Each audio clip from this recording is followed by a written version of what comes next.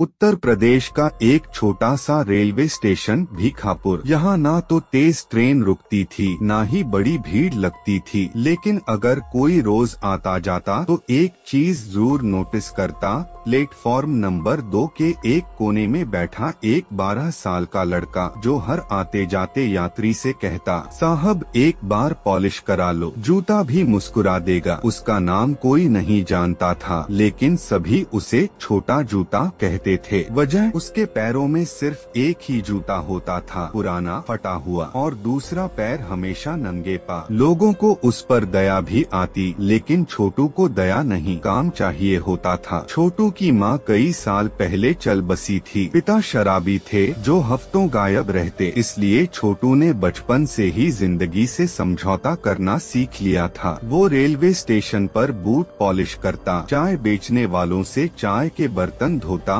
और जो पैसे मिलते उनसे शाम को अपने लिए सूखी रोटी और कभी कभी 2 समोसे खरीदता। लेकिन छोटू अलग था, उसकी आंखों में एक सपना था। जब कोई बच्चा स्कूल यूनिफॉर्म में दिखता, वो थोड़ी देर रुककर उसे देखता, फिर अपने फटे जूते की ओर देखता और बूट पॉलिश करने में लग जाता। एक दिन स्टेशन पर एक चमचमाती काली गाड़ी आई। उससे उतरे एक सजे धजे बिजनेसमैन, नाम था राजीव मल्होत्रा, जो मुंबई से आए थे। छोटू दौड़ता हुआ उनके पास पहुंचा। साहब एक बार पॉलिश करा लीजिए, देखना आईना भी शर्मा जाए। राजीव मुस्कुराए और हामी भर दी। छोटू घुटनों के बल बैठकर पूरे ध्यान से उनका जूता चमकाने लगा। वो पॉलिश करते करते बातें भी करता जा रहा था। साहब आपके जूते तो बहुत महंगे लगते हैं, मैं कभी ऐसा पहन पाया तो पता नहीं क्या हो जाएगा। राजीव ने हंसते हुए पूछा, तू स्कूल क्यों नहीं जाता? छोटू ने कहा, जाना चाहता हूँ साहब, पर भूखे पेट किताब नहीं खुलती, पहले रोटी फिर पढ़ाई। राजीव चुप हो गए। छोटू ने पॉलिश खत्म की और बोला, साहब 10 रुपए होते हैं। राजीव ने 500 रुपए का नोट निकाला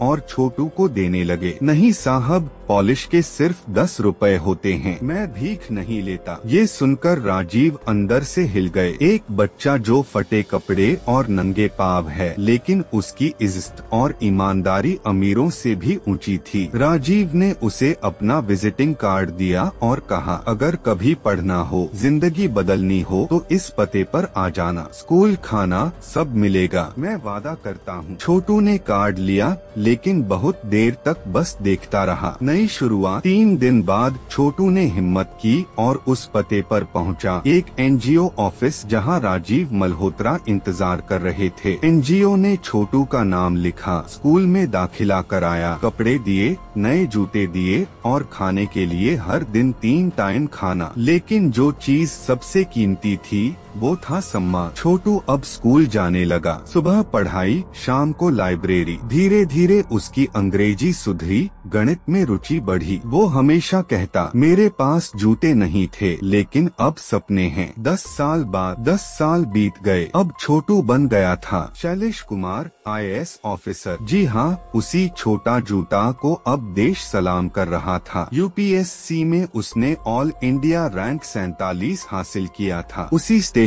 पर अब वो एक अफसर बनकर वापस आया। गाड़ी से उतरा और सीधा प्लेटफॉर्म नंबर 2 के उस कोने में गया जहां उसका अतीत बैठा था। वहीं एक और बच्चा बैठा था, वही हाल, वही फटे जूते। शैलेश ने अपना हाथ उसके सिर पर रखा और कहा, बेटा एक जोड़ी जूते ले लो, और ये मेरा कार्ड है, अब तुम स्कूल जरूर जाओगे। सोशल मीडिया पर तहलका। किसी ने इस पल को मोबाइल में रिकॉर्ड कर लिया और सोशल मीडिया पर डाल दिया। एक IAS अफसर जो पहले प्लेटफॉर्म पर बूट पॉलिश करता था। वीडियो वायरल हो गया। हर न्यूज चैनल, हर अखबार, हर ब्लॉग पर यही कहानी छाई रही। एक जूते से जो बदली किस्मत। छोटा जूता अब बड़ा हीरो बन गया। आखिरी दृश्य, प्रेरणा की मशाल। शैलेश ने एक संस्था शुरू की, जूते से किताब तक। इस मिशन के तहत वो हर साल 100 से ज्यादा प्लेटफॉर्म बच्चों को स्कूल भेजता है। उनका एक वाक्य हर जगह छाया, गरीबी गुनाह नहीं होती, लेकिन सपने मारना गुनाह है। निष्कर्ष, यह कहानी सिर्फ एक लड़के की नहीं, बल्कि हर उस बच्चे की है जो गरीबी में जन्म लेता है, लेकिन सपनों को जिंदा रखता है। छोटा जूता